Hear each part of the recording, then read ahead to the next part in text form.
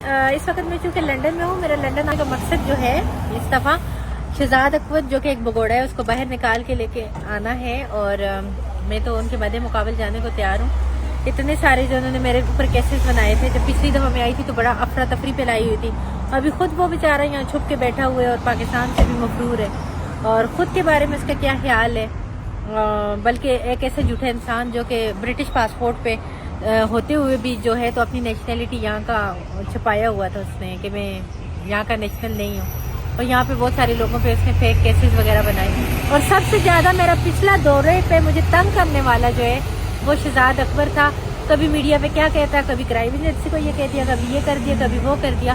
خیر وہ بگوڑا کے دن میں تو پاکستان گئی، میں نے ساری چیزوں کو فیس کیا، اور جو جتنے بھی فیک اس کے ایلیگیشن تھے اس کو پروو کر کے دوبارہ سے لیگل طریقے سے آئی۔ وہ مجھے پچھلی دفعہ یہاں سے ڈیپورٹ کروانا چاہ رہا تھا، لیکن ابھی آپ لوگوں کے سامنے ہوں میں یہاں پر۔ ابھی میں یہ کہتی ہوں مجھے ایک دفعہ مل جائے اس کو میں اتنے جوتے ماروں لیکن پتہ نہیں رہتا کہاں ہے۔ شہزاد اکبر کا تو آپ سے مسئلہ پھٹا پڑا تھا جب وہ آپ نے کیش دکھائی تھی۔ میں آپ کو ایک بات بتاؤں، شہزاد اکبر وہ منی لانڈرنگ کا انہوں نے کہا تھا کہ منی لانڈرنگ کی انویسٹیگیشن ہونی چاہیے۔ بالکل منی بات لانڈرنگ تو انہوں نے والا غلط نہیں کی تھی،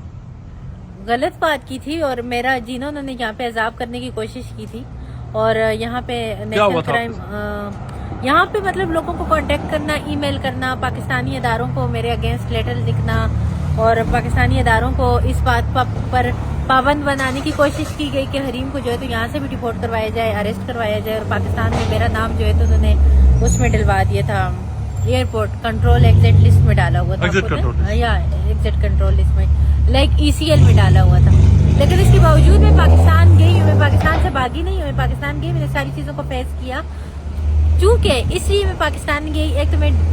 کسی سے ڈرتی نہیں ہوں، اور دوسرا ساری کی ساری چیزیں فیک تھیں، ان کو مجھے پروو کرنا تھا لوگوں کے سامنے، سو دیٹس وائی۔ کیا شہزاد اکبر نے کوشش کی تھی کہ آپ کو یہاں چارج کیا جائے یا گرفتار کیا جائے؟ بالکل، بہت زیادہ کوشش کی تھی انہوں نے، اور اس کوشش کا یہاں کا پورا میڈیا گواہ ہے، اور آپ بھی گواہ ہیں کہ کس طرح کی ان کی انتھک محنت کے باوجود وہ خود ہی ذلیل ہو کے رہ گئے۔ تو کیا ہوا پھر آپ؟ یار میں آپ کو ایک اور بات بتاؤں، شہزاد اکبر کی وجہ سے بہت سارے لوگوں کی زندگیاں جو ہے تو تباہ و برباد ہوئی ہیں، جن میں سے میرے ایک بہت ہی پیارے بھائی ہیں، بہت ہی قریبی، ان کے ساتھ میرا جو ہے تو قریبی تعلقات ہیں، ان کو تو میں جانتی ہوں، وہ تو دہشت گرد کے، انہوں نے تو کبھی مکھی بھی نہیں ماری، اور میاں رضا پہ انہوں نے جس طرح کے ایلیگیشن لگائے، اور جس طرح سے ان کو کیا نام انہوں نے FIR میں ڈال کے ان کو وہاں سے مطلب ان کی فیملی کو ہریس کیا، تنگ کیا، اور میاں صاحب کے ساتھ جو کچھ کیا، اور جس طرح ان کی فیملی ڈیمیج ہوئی، ان کا پیسہ، ان کی جائیداد، میاں رضا صاحب کی بات کر رہی ہوں، اور وہ تو اتنے انوسینٹ انسان ہیں، اتنے معصوم سے انسان ہیں، تو ان کے ساتھ بھی سارا کچھ کیا درتا اس کے، اور آج اگر شہزاد اکبر در بدر کی ٹھوکریں کھا رہے تو بہت سارے معصوم لوگوں کی بددعاؤں کی وجہ سے۔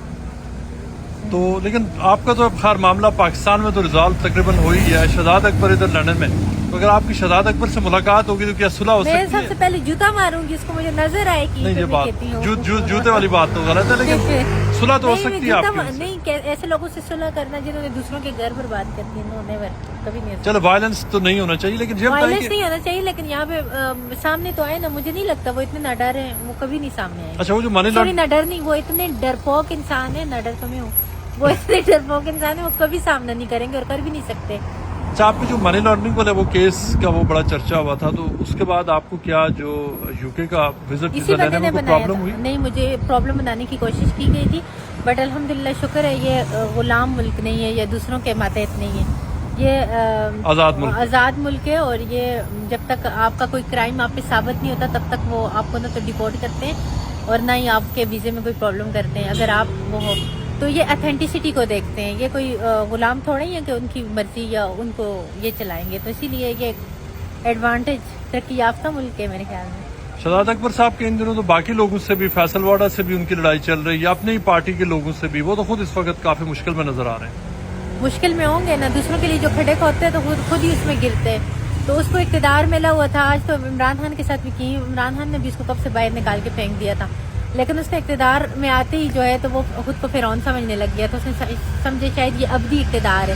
لیکن اس کو نہیں پتا تھا کہ ساری چیزیں ٹیمپریری ہوتی ہیں، خود اس پہ اتنے سارے کیسز ہیں، سب سے بڑا منی لانڈر تو وہ ہے جس نے پاکستان سے اتنے سارے پیسے، بلکہ یہاں پہ اتنی جائیدادیں اس نے بنائی ہوئی ہیں، تو سب کچھ بنایا ہوا ہے، تو اس سے بھی پوچھا جائے نا کہ کہاں سے اس کے پاس اتنی جائیداد، اتنا سب کچھ آیا۔